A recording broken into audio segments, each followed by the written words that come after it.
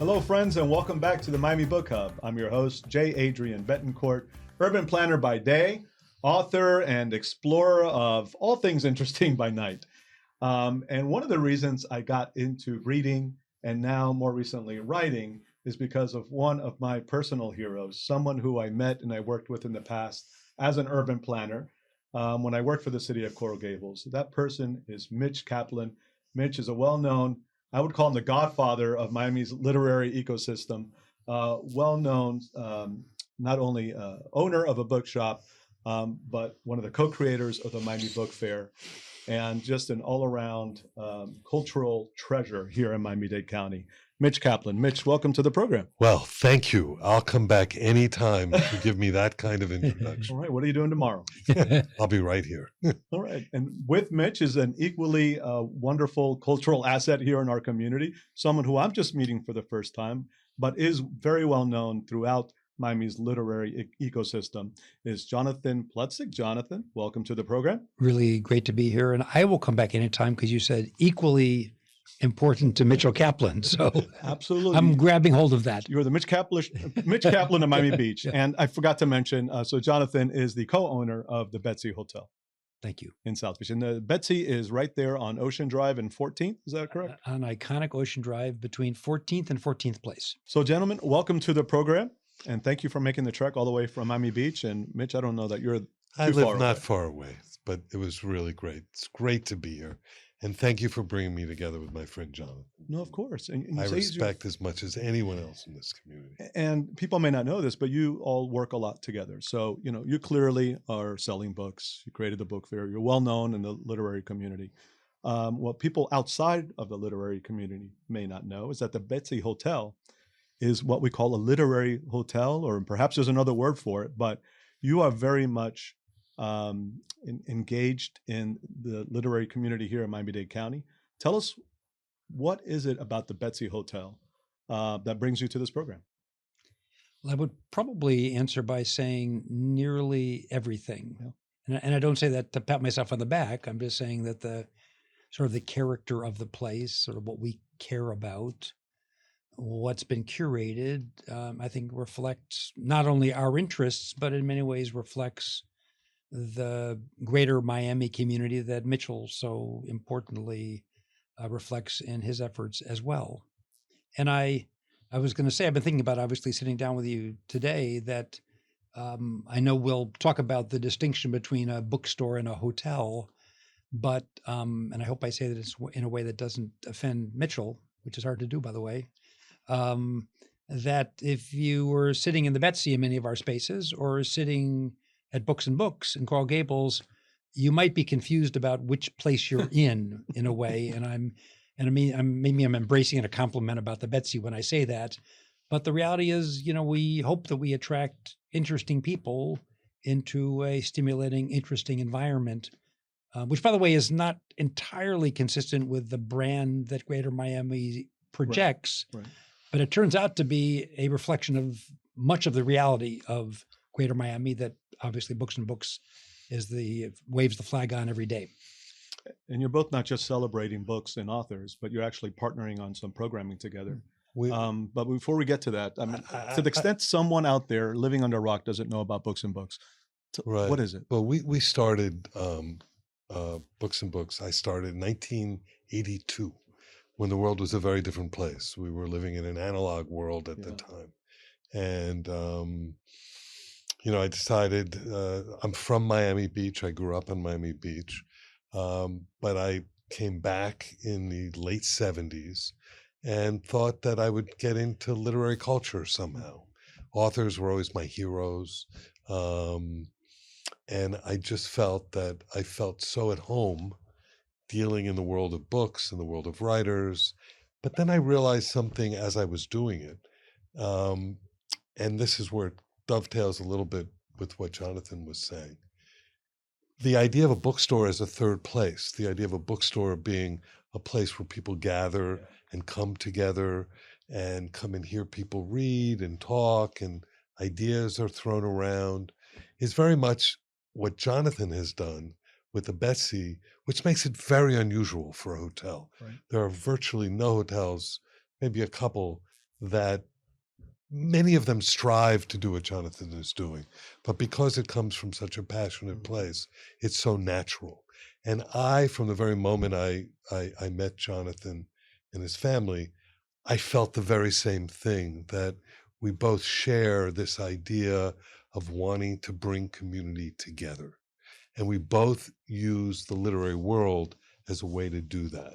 Jonathan's extended through Leslie and the rest of his family into the arts too, where they have, this like remarkable photography collection and other things. But when you walk into the Betsy, you are not just in a hotel.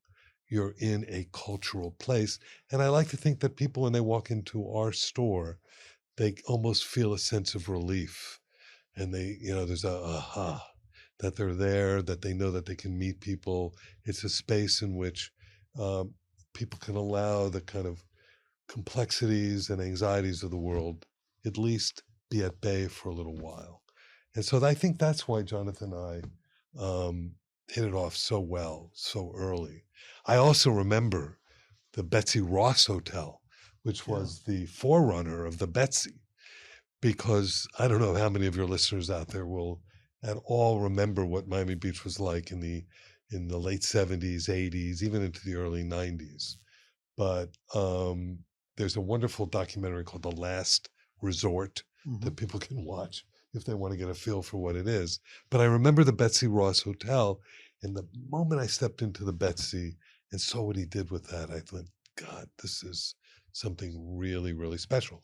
And to show you what kind of guy he is, and where literature was something that they really felt attuned to, they came to us and asked us to put libraries of books in every room, which was really fun and really kind of remarkable.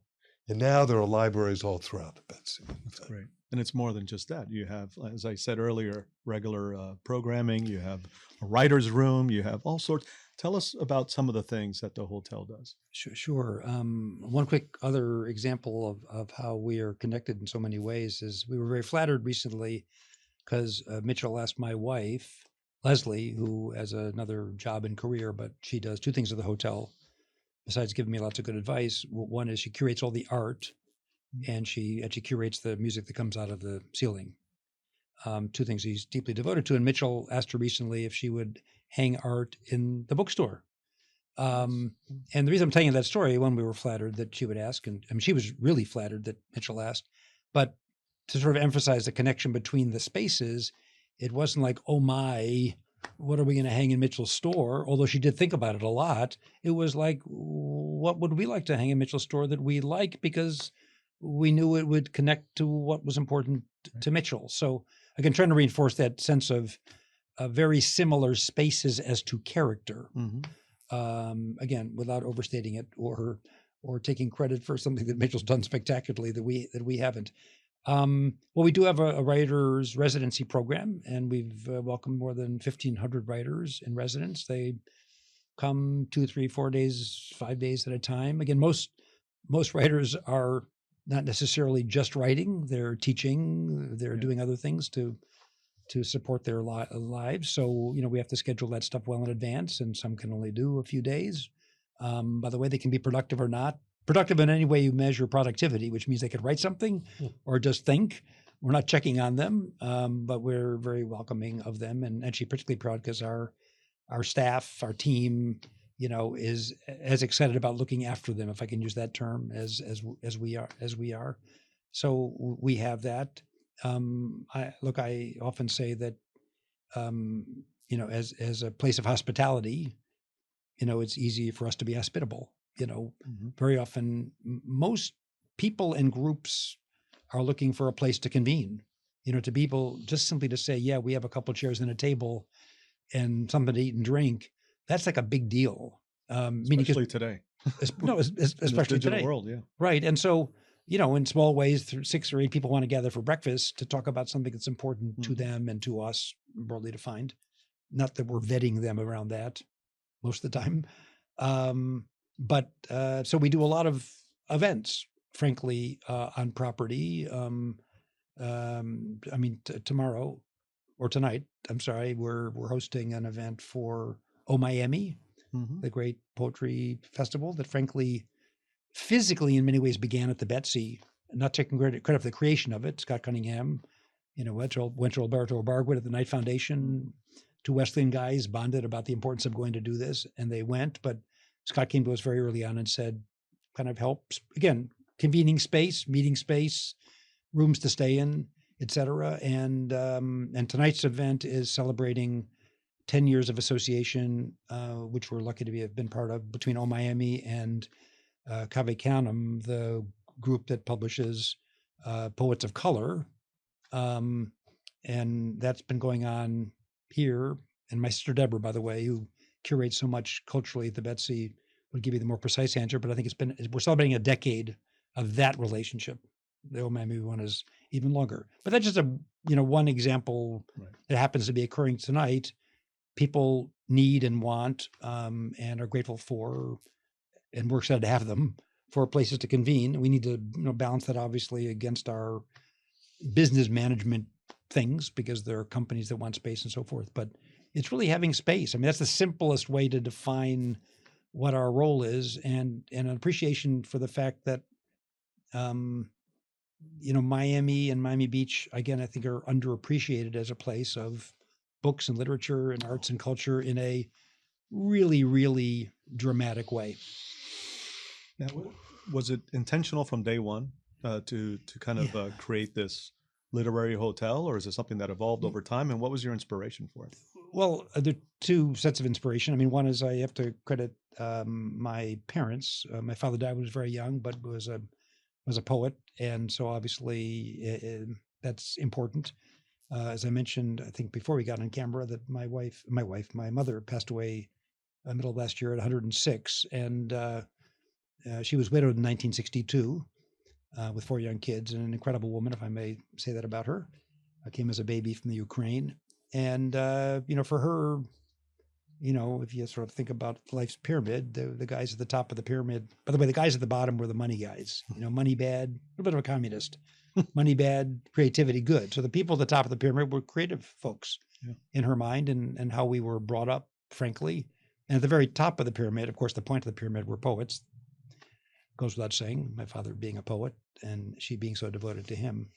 But that was how our lives were shaped, frankly, about what was the hierarchy of importance in life.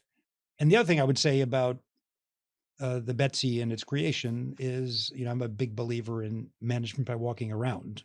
What you observe actually matters. And let's go back to the sort of brand of Miami Beach and Miami.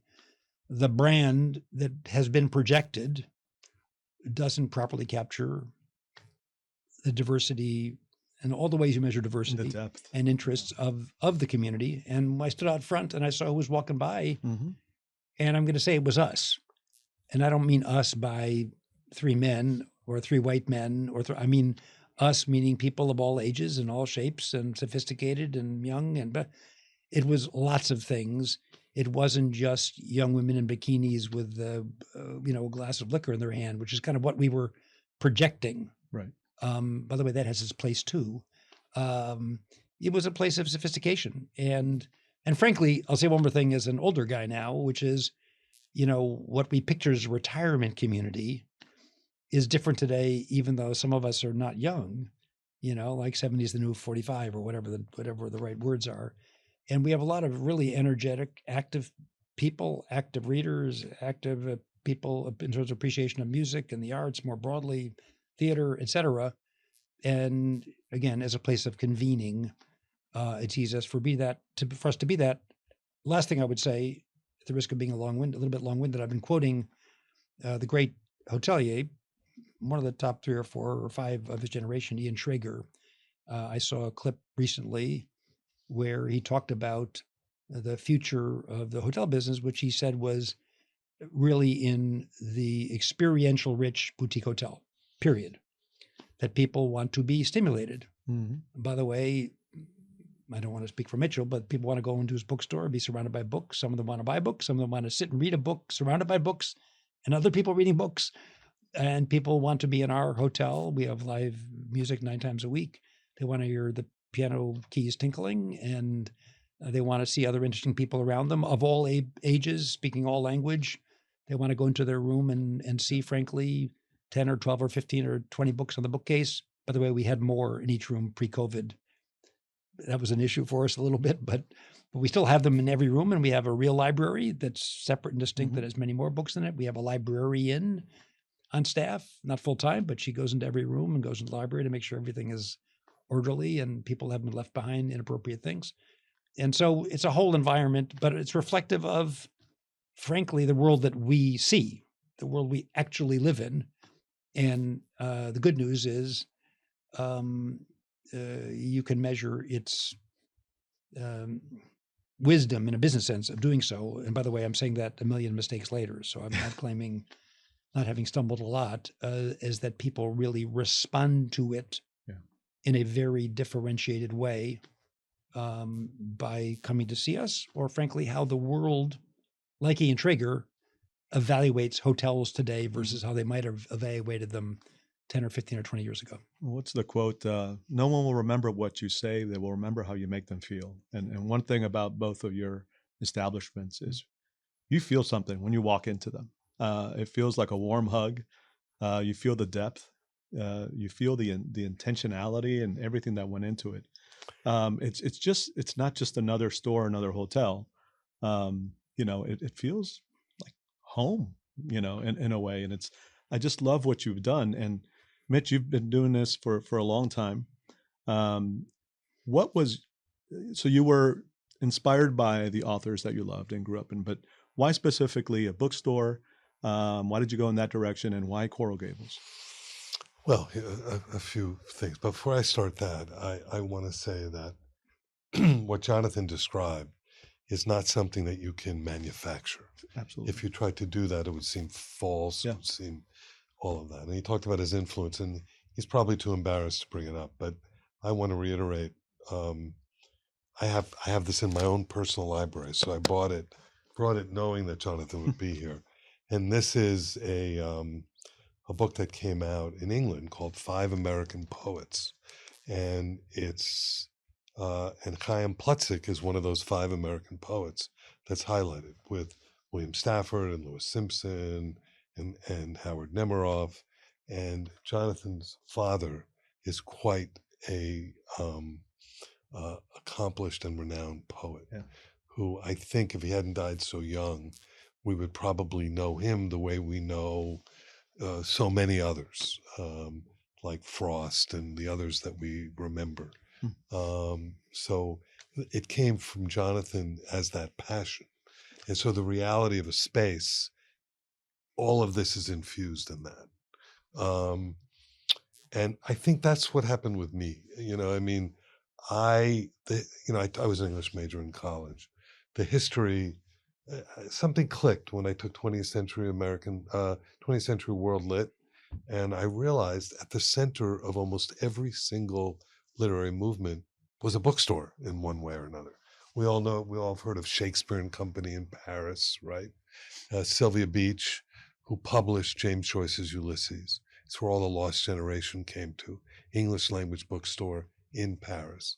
In the 30s and 40s, fighting the censorship wars, were people like Francis Stelloff in the Gotham Book Mart, which was right in the Diamond District, where it ended up was on was it 53rd Street in New York, I believe. And she was this amazing woman.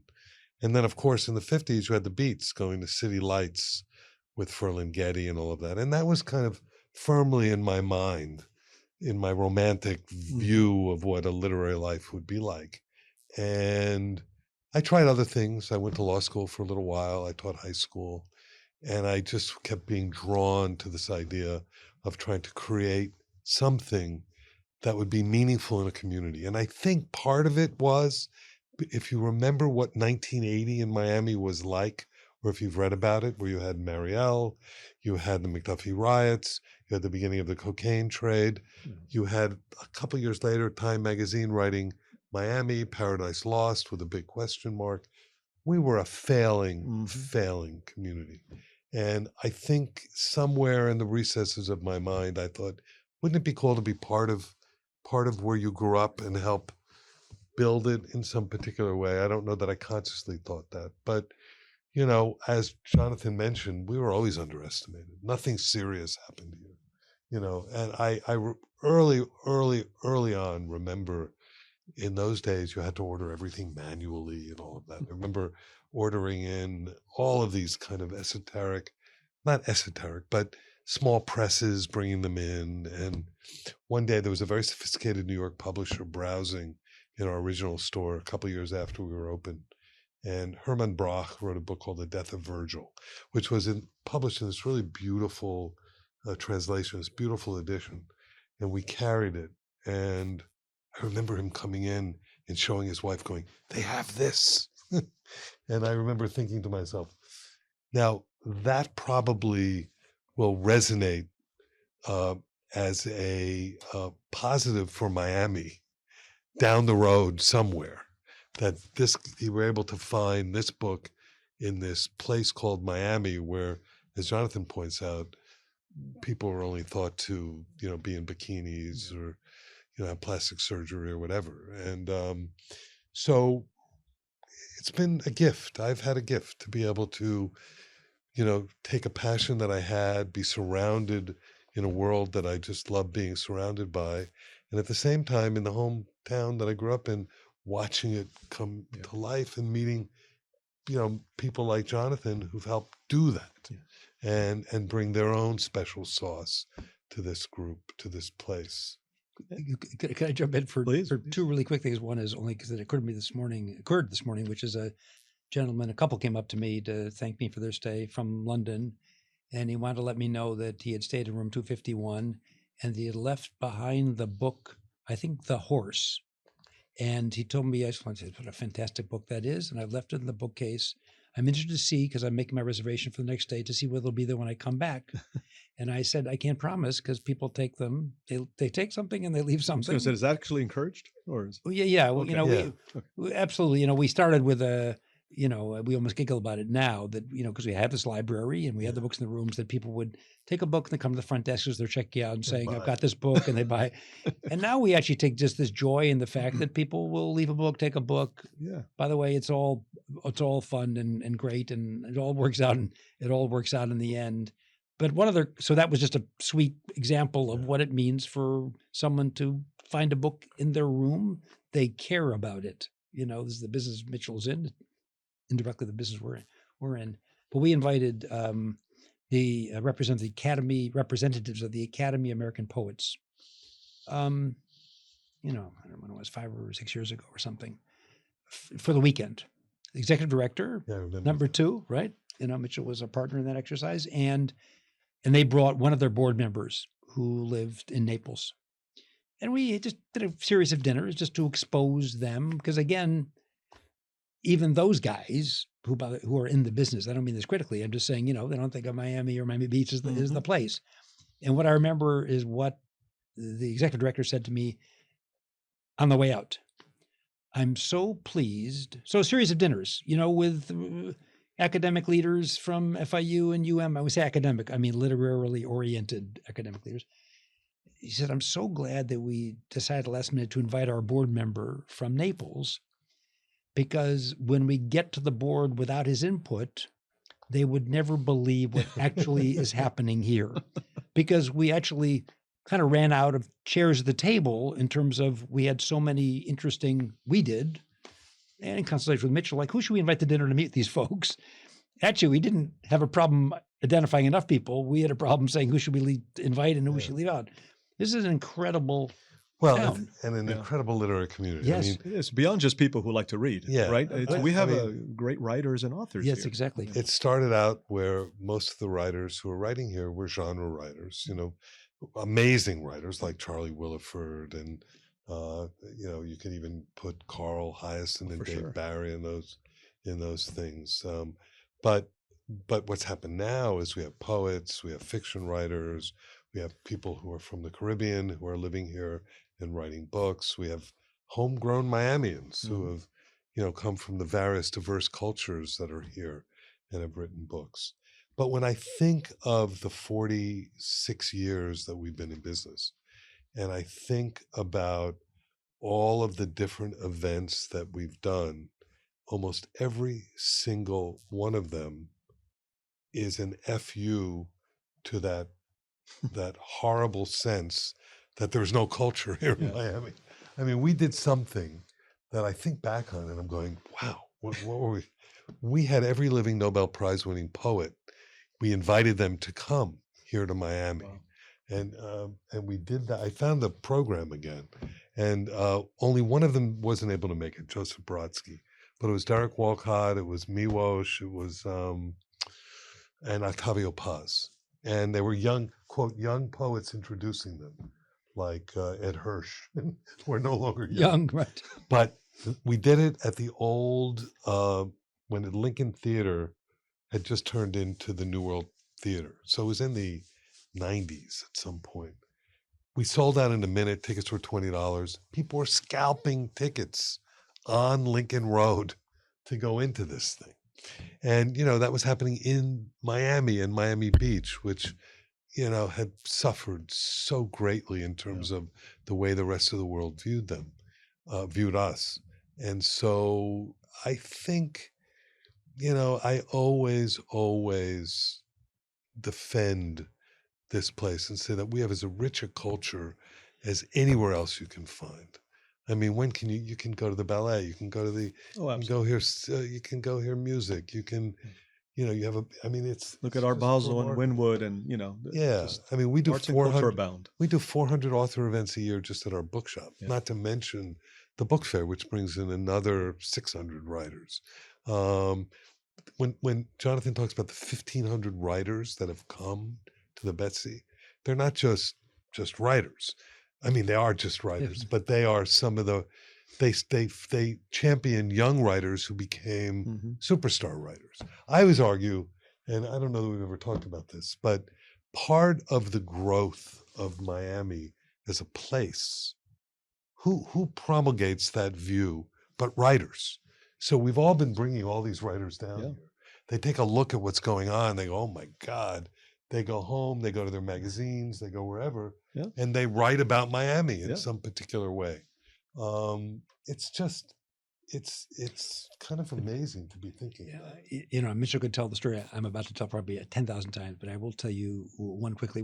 Our writer's room was dedicated by Billy Collins, the former Port Laureate of the United States. But the more fun story is our first writer was Dwayne Betts. Right. And Dwayne stole a car with some buddies when he was a teenager. One of his buddies had a gun, and Dwayne went off to jail. I want to say for 8 years, and found books. Again, he's our first writer. Now we're smiling about it too because we had an African American writer, dreadlocks. You know, I'm saying this in the sense that now we have to roll back to the 12 or 13 years ago. And the story, of course, is he left the room to go look for a coffee maker that didn't work. And who's this guy at 2:00 in the morning walking around? Well, Dwayne Betts, has become one of the most prominent voices in the country. Oh, by the way, was given by the foundation, Mellon Foundation, was given a $5 million grant to put libraries in prisons because he understood the significance of having books available to people who are incarcerated. But I also want to say, obviously for him at that time, getting the room for 4 or 5 or 6 days was a big deal. But what's also interesting to me is even prominent authors, and we're lucky enough to get bunches of those as well, who I'm going to use the term don't need the money. They don't need the freebie, but they actually equally value the space and the opportunity to go do what they do, meaning the solitude, the contemplative space, the swaying palm tree, whatever it is. So, some need it because they otherwise can't get away and can't get off from their job or whatever. But there's this common thread of, creating a creative space to do one's work. And it may or may not be tied, sometimes it is, to a reading in Mitchell's store or not. But kind of it's always thematically the same, just the joy of seeing one of these writers,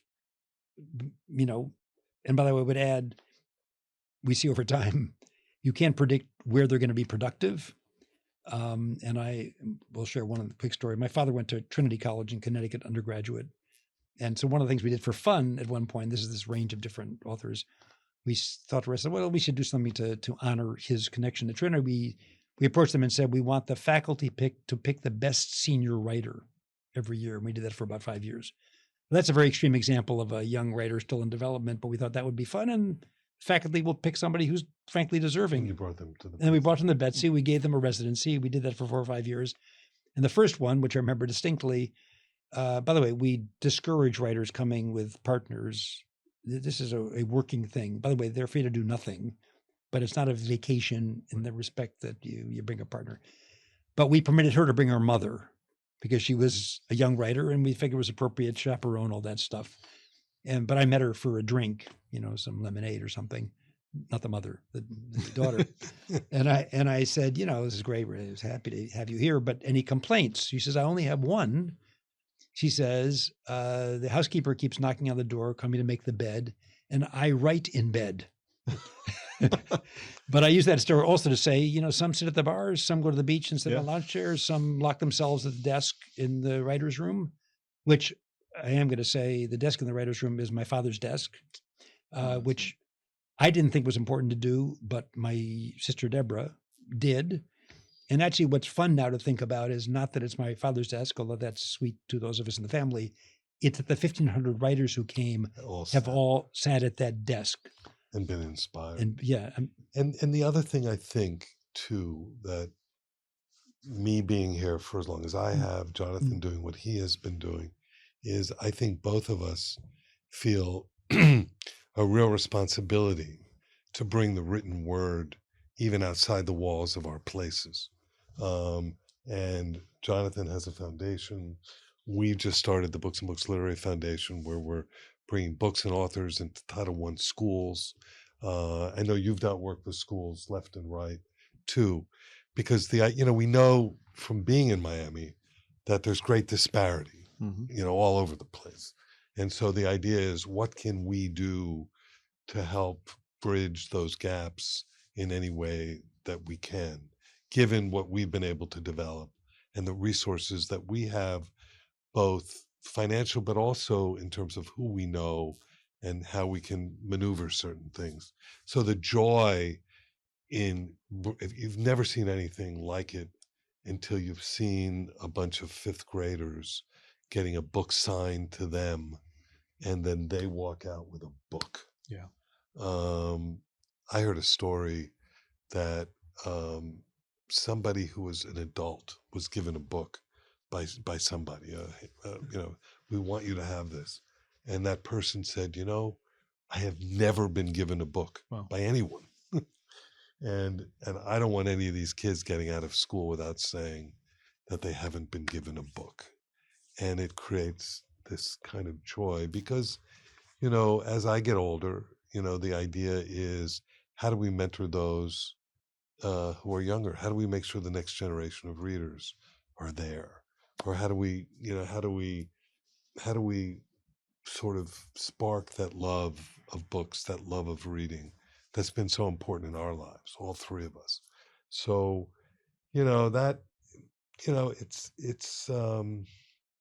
it's a wonderful way and an ethical way of being in business, but at the same time understanding that there's a greater mission that we all have in one way or another. Another quick Miami story. So we have actually done programming with FIU for a long time around exile writers. My wife grew up in Africa, and that triggered a dialogue. And so, run by a couple academic leaders at FIU, and bringing in very periodically writers in exile to find all kinds of different ways. And I've gone to some of those and, made introductory comments. But what I'm struck by, frankly, is the composition of the students in the room. Right.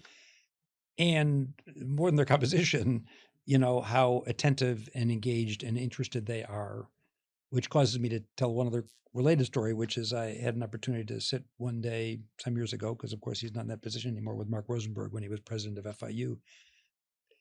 Very, very early in my relationship with him, and my son I will say, attended an Ivy League institution, and I was here, and I had just left my son on campus. And I said to Mark, making small talk, frankly, with one of the most important academic leaders in the country, Mark Rosenberg. I said, I just come from X, and the faculty growth is going to be Y, and give me your thoughts on what's happening at FIU. And he said to me, Jonathan, we have more students at FIU than the entire Ivy League combined. Wow. Okay, and I love telling that story to my friends in the Northeast in particular, because they begin to calculate. Yeah, I knew it was big. I didn't realize it was that. Don't bother calculating. It's true. Yeesh. Okay, it's true.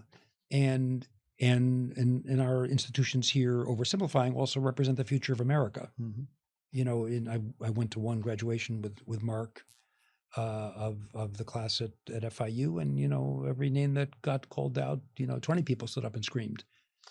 I will echo that with yeah. my involvement with Miami-Dade College, for instance.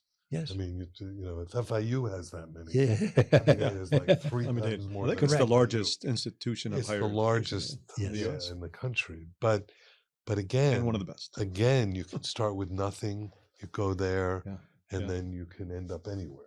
In terms of that, and we cannot forget that. And the other thing that I really need to make sure that we point out in any public forum that I'm in is that we have to make sure that we don't give in to the forces who want to stifle reading in one way or another. Because what Jonathan just said is so important, and that is we need to learn other people's stories, where they're from, how did they get here?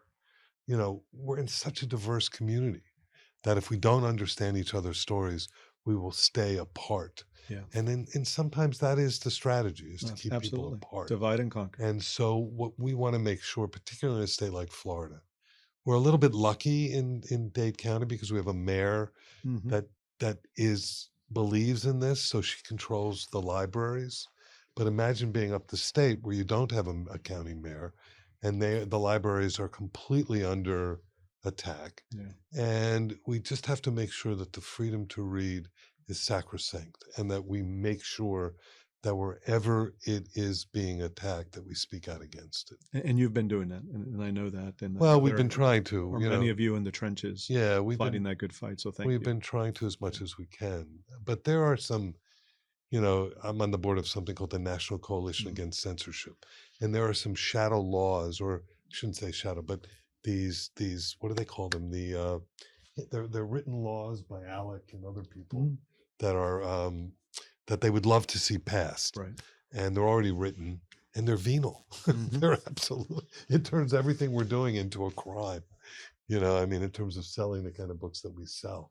So we have to really be careful about all of that. And one of the ways of doing it is to get young people excited. And I think the biggest change that I've seen in a retail outlet like a bookstore, we used to have a joke. The joke was that we were going to follow our customers to their graves.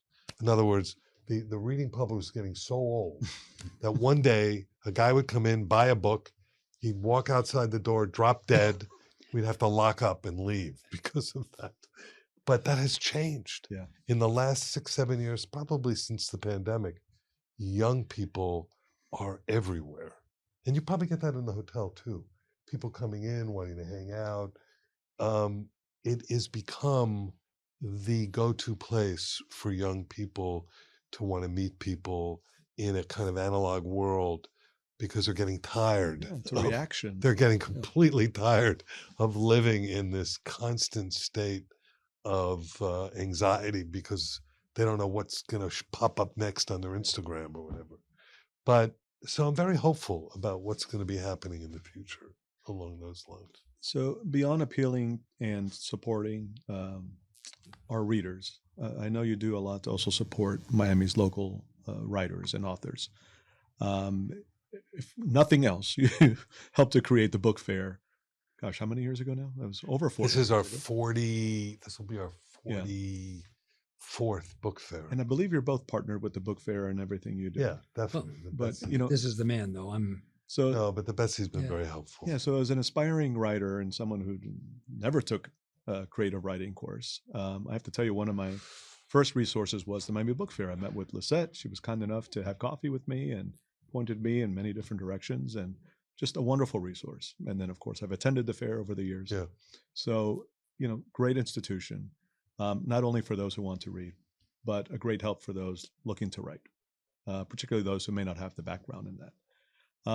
What does the Betsy and what does Books and Books do to help our local kind of writing or writers and up and coming authers? The first thing we do is it's a very first thing we do is process. try to give them a presence in the store. Yeah. Give them access to a community of other writers as well. One of the things that we're doing really specifically is that we have a writers group that meets once a month. And these are aspiring writers who come and know every angle. Many of them have worked together to get agents. A number of them have gotten published. So it's a support group, and it fluctuates between 25 and 40 people who come that once a month, and they read their work. And those are the kinds of things that we want to really promote as much as we possibly can, and give that kind of support to local people. But primarily for us, it's always been the idea of highlighting, and it goes way back. I mean, it goes back almost to Carl Hiaasen's first novel, the first novel that made him popular, Tourist Season. I remember we put him out there, and he came and did his event, and we had no idea who would really show up, and a lot of people showed up. He was just a journalist at the time, really, right? Yeah, he had written a couple of spy. I didn't mean to say just a journalist, but he was primarily known as a journalist. And the other thing that's happened is we now have some really spectacular writing programs here. Yes. Where we didn't always. FIU, led by Les Standiford, and it's a very diverse, kind of interesting group of writers that have been there. Campbell McGrath, who won the Kingsley Award. Did he win the MacArthur Genius too? I believe he did. Yeah, and he's a poet who's there. John Dufresne, and the stability of that program. And then has developed its own program. Mm-hmm. So I mean, even Miami-Dade. I mean, Miami-Dade. Well, LaGrande on Miami-Dade has a program, and through the book fair, the Miami Book Fair was really first it developed into a week-long program. Mm-hmm. We realized that we wanted to be a year-round program. Yes, yeah. And we kept the name Miami Book Fair so people would understand that it's year-round programming, but it stems from the book fair. So we've been doing things all over the place, particularly with writers. We have writing workshops. We're now giving a fellowship. Mm-hmm. I think that just went out. It just went out. It's like a $50,000 fellowship for someone to live in Miami and write their book. Maybe they could stay at the Betsy. No, absolutely. I think maybe they worked that out. I don't even know if they did or not. But yeah, I mean, it's just, we went from 0 to 100. Yeah. It's taken a number of decades, but we are in such a different place right now than where we were back in the day. And it's phenomenal. It's so important and so good.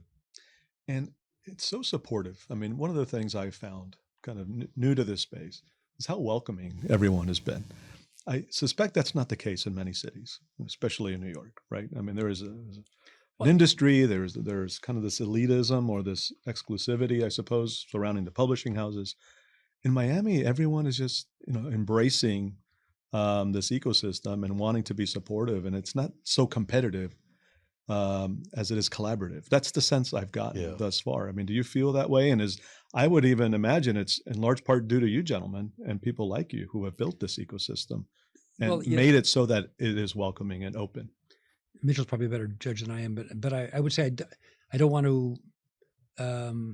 We do have a small town quality, which is different than New York, and that I think is a powerful thing. I mean, I think about around us in South Beach, the important arts institutions we have, the World Symphony and the ballet and Miami New Drama, and I don't mean to leave anyone out. So, but it's really a small town. So in that respect, I think very much the case. But I think what's so striking about and reinforcing of the importance of bookstores, frankly, and very few are as important as Mitchell's, is that I think in so many towns, and again, Mitchell will know much more about this than I do because they're his counterparts around the country that he's been comparing notes with for 40 years, that in each of those places, the good ones, and I think there are more good ones than you think, that's why bookstores are so important. That's why books are so important. I tell you, there's been and to double down on that, there's been a resurgence of independent bookstores that have opened. I think the last figure that was about a month ago is that since COVID, there were like 400 new bookstores that have opened. That's great. Around the country, and a very, very challenging. The death of the bookstore I've lived through. I should be dead multiple times. 10 times. You know, it was the discounters, and then it was Amazon, and then it was digital books was supposed to take over. But none of them can replicate what you've done, which is that gathering space. And I think that's the key, right? It's it's funny. You mentioned before that Ian Schrager said, it's the experiential thing. Yeah. Whether Ian Schrager said it or not, you'd be doing it. No. And people say that about retail. The big thing is experiential retail. I said, that's what it was. That's what we've been doing for 46 years. We've been doing experiential retail. I just need that validation, Mitchell. No, I know. I know. You'd be doing it. Of course. It's just that's the you're built. It's all about hospitality. Mm-hmm. It's about, Jonathan, as you can tell just from hearing, I mean, anybody would love to sit with him and have a drink and talk about whatever is on his mind. And I think that happens in the bookstore as well. And that's what he's about. Yeah. I'm in my happy place when I'm sitting I love standing behind the counter and trying to sell books and be with people. I mean, that is what gives us pleasure. It's just being human at the end of the day. And I often frequently sit in the corner of the Betsy and that dynamic, the exchange that goes on, as it did this morning with a gentleman about a book he didn't know was coming here today. Do you remember when I met those publishers from Sweden or something? Yes, 100%. The husband and wife. Yes. They just happened to come off the elevator and, I want to introduce you to these Swedish. And they were like some of the biggest publishers in Sweden. Wow. Actually. But it's the beauty of a place like Miami. It's small town enough that there are no bar. People expect you to go up to them. If there's not a bar, there's nobody trying to put on a mask when they're here. And that's a beautiful, beautiful thing. It is. And hopefully we don't lose that. I don't think we will. And we should say something though, since we're doing it about I'm about to lean in and talk about it, but you're free to. That's no. Jonathan, you guys like an old married couple. You're finishing each other's thoughts. Jonathan and I have always wanted. I've always, we were on Miami Beach for 30 years. We were on Lincoln Road. We closed during the. That was your second store? It was the second store. We opened in 1989, and I'm from Miami Beach, so for me it was like a thrill to be on Lincoln Road. And the pandemic came, and the world shifted. And the rents were just too much for us at the time. And you can kind of see it on Lincoln Road now where it's kind of gone downhill a little bit. But so Jonathan and I have always been talking about trying to do stuff together and trying to bring some of what we do mingled with some of what he does and what they do at the Betsy. So we started the series, with Books and Books at the Betsy. And we don't know where it'll go. It could go in amazing directions. But we started off by presenting pretty much an author a month. And people have been responding. I mean, the city, people in Miami Beach want to come out and they want to hear some writers. Well, the first, and I'm embarrassed to say I have to figure out who that first author was. She was great. But we had, I believe, 180 RSVPs. Yes. Now, by the way, we always get a little less. But I think for that first one, we had 100-ish people show up. And the one which is later this week or next, David Archuleta, we wanted to make sure together that we had a big room for this event because he's actually got some prominence because we expect a very large crowd. So the first author, a little less famous, I'm going to use that term if I may. She was an editor. Yeah, an editor. That's correct. That's correct. Editor. And so there's a great appetite. There's something missing because Books and Books isn't here, and we're trying to, bring that back first in this way with our I'm going to say toe, whole foot in the water. And you can see the response right away. Sure. People are thirsting for it. There's more to do. I haven't said this to Mitchell, although I said it to his colleague, Christina, which is, I get all my Books and Books mail as a consumer. I saw about I forget what it's called, the quiet reading program that you have. we want to do one. And which is people just come and they sit they just read and they quietly. just read in a, on their own, but in a group setting for 30 or 45 minutes. And then we're going to definitely do that. and I said to my sister, Deborah, we got to go do that too. Why haven't we done this yet? Because all of those things are just, they're enriching for the environment. They're enriching environment, meaning the place that people are in, enriching personally. Obviously, people are doing it. And I know we'll get a positive reaction. And frankly, and I've said this in other settings with Mitchell, but I really believe that it's true. If we do it on the first day, I bragged about 180 RSVPs about our first event. Again, 100 showing up. But frankly, if 10 people show up, that's okay too. That's a Quality really over quantity. No, it's a really important thing. And there've been, again, plenty of events we've done that if fewer people shown up, and I wish 1,000 showed up, not because I missed them, it's because they missed something that would have enriched them. And so, big or small, each one of these things, contributes to our happiness and to the happiness of people who come. Well, it's a natural collaboration. So I'm glad it's happening. Yeah. And if people want to learn more about that series or about the hotel or Books and Books, where should they go? I think they can go to either of our websites. Yes. Go to Okay, I think we have that booksandbooks.com. scrolling on the screen. But for those who may be listening and not watching, well, the easy place for us is the betsyhotel.com. okay. And booksandbooks.com. And we have a newsletter that goes out Yes. almost 5 times a day. It's overwhelming how much you have I'm going sorry. on. Really, as I look at it, I'm like, I'm sorry. what do I pick? But it goes out a lot. But we have an amazing week this week. Yeah. We have some really great writers coming in tonight and through Monday, where we have Rachel, I can't believe I'm blanking on her name, the woman whose son Hirsch, Oh, yes. Pollen. died. Is it Pollen? Yeah, Rachel Pollan. Yeah. And her memoir, she did Hugely an amazing important. thing on I read about, she was in New York yesterday, the day before, really. Can I say quickly too, on May, because you asked earlier about promoting. We are well over time, by the way, but I could sit here and listen to you for hours. No, but only because I don't want to leave them out, because we celebrated their 10th anniversary this week, which is, it's SWIM. It's the acronym. Oh, they're amazing. It's women poets. That's the headline. Swim. But it was their 10th anniversary this week of programs, and we just give them a space and they make it happen. But that's just a little example of what we hope to do in many, many ways. That's great. Well, listen, thank you both for what you're doing and everything you've done. But listen, I also Miami wouldn't be the same without you, but I'm going to give you the last word, Mitch. I just want to thank you for doing this program. It's an amazingly important program to be in Miami because it gives voice to the writers who are here. And also it helps both of us tell people from around the country, if they're thinking of sending someone here, that there's another place where they can be seen and they can be, they have access to. That was the idea. And listen, mi casa is tu casa. So whenever you want to come on, because we only touch the tip of the iceberg, or if you ever want to co-host, whatever you want to do, this is your house. Please, anything we can do together, I'd love to. My last thing is, if I may, which may hit the cutting room floor, is that obviously Mitchell is doing all kinds of important things and we're trying to contribute as we can. But this whole arts and culture support dynamic, it doesn't work without government intervention of the good sort. Right.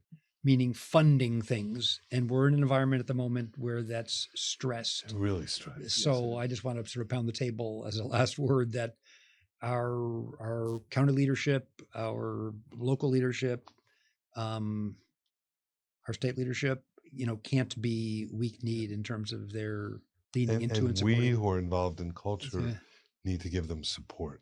Absolutely. And let people understand. Yeah, because they have a lot of competing priorities. A few years ago, the governor literally zeroed out every cultural bit of money that was allocated. Now, sometimes we can't when allow the that public sector has to step down, we need the private sector to step up. And I know you've both created foundations. If people are interested in donating to either of your foundations, or same websites, Books and Books, and you can go to Find a Books way. and Books and the best. you have links on. Well, and the important thing is we've talked about all these things that, support of the arts is not supporting a group of dilettantes. Right. Supporting the arts is supporting society. Absolutely.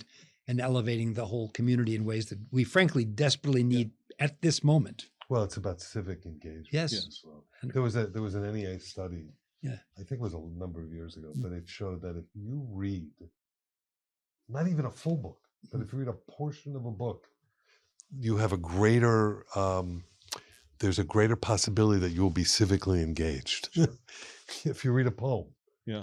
If you just read one poem a day or a week even, and you'll become more civically engaged. And we desperately need more of that here. Miami ranks last in the nation in terms of civic involvement. Ooh, And I think it begins with reading. I think you're absolutely right. that's very interesting. And a more engaged society or more engaged community creates better government, creates better policy, creates better quality of life, and economic opportunity for everybody.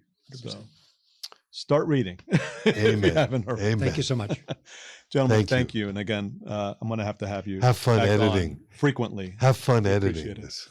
Oh, it'll be fun. No, we're running the whole thing, minus the phone going up. So, folks, that's all the time we have here on the Miami Book Hub. I'd like to thank you for tuning in. If you like this episode, please share it with your friends and family, and stay tuned for future episodes. We have some great guests lined up, authors.